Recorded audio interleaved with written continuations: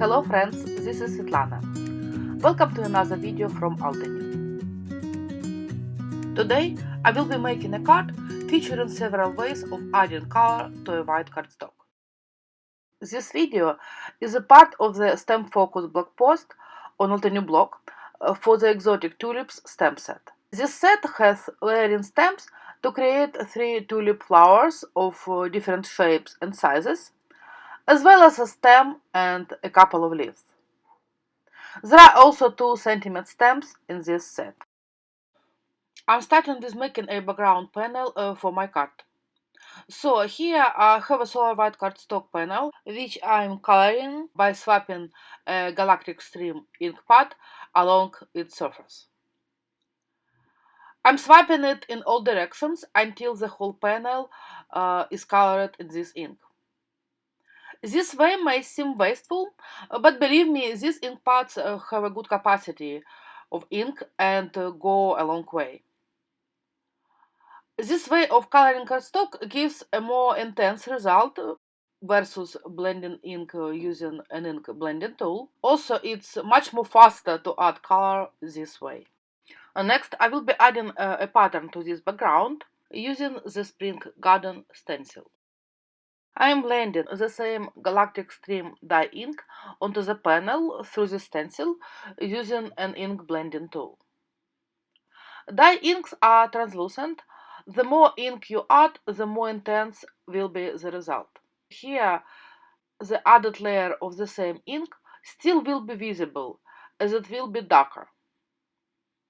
Sometimes I'm picking up the stencil, checking if my pattern is intense enough for what I am going for. Next, I will be creating floral elements for my card. First, I will be stamping a couple of tulip heads onto a solar white cardstock. I'm using my Mini Misty stamping tool for stamping. My inks of choice are Orange Cream, Autumn Blaze, and Firebrick. I'm stamping corresponding layers of both elements at the same time, mounting them both to the Misty lid. It just saves a little bit of time. Eventually, I will be decutting these flowers out of the panel, but I don't want the decuts to have this white edge that is created as dies are a bit bigger than the stamped images. I want them to rather blend with the teal background I created.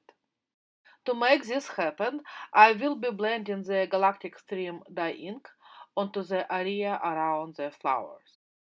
And to mask off the flowers, I'm using the corresponding mask stencils. I'm taping a stencil down using a sticky tape in one spot and blend the ink around the opposite part of the image. Then I'm moving the tape to that area and do blending where the tape was before. And I do the same for another flower. Now I will go ahead and decut these flowers using the matching dies. And since I'm an OCD, I cannot stand this white edge of the die cut, so I'm filling it by blending the ink that I have left on my blending tool form. The same goes for another flower die cut, of course. The process of making the leaves and stems is simpler. First, I'm blending the Teal Cave dye ink onto a white panel. Later, I will be decutting the mentioned elements out of this panel, so you see me here checking how much I need to cover with ink. Next, I'm going ahead and decutting a couple of stems and leaves out of this panel. I'm placing the cut into its negative space to hold it in place while I am stamping.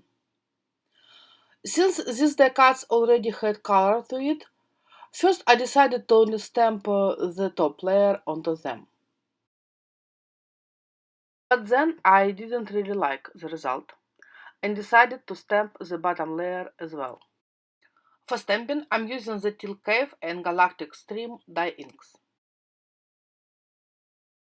Back to the panel. I decided to add some splatters of the Jack Black ink spray onto it.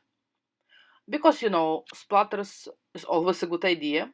As a splattering tool, I'm using this splatter brush, But of course any method of adding splatters will work here.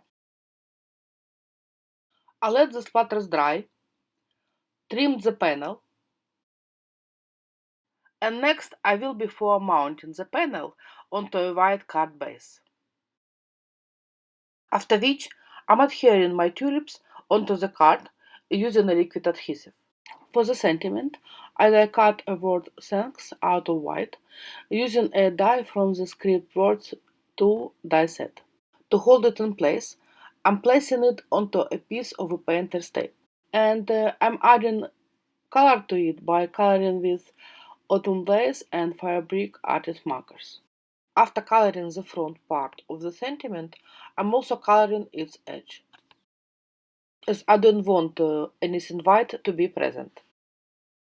Then I'm popping the sentiment onto the card using black adhesive foam squares. To finish off the card, I'm adding several white crystals. That would be it for today. I hope you like my card.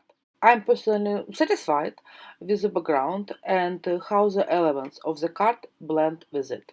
Have a wonderful day. Bye.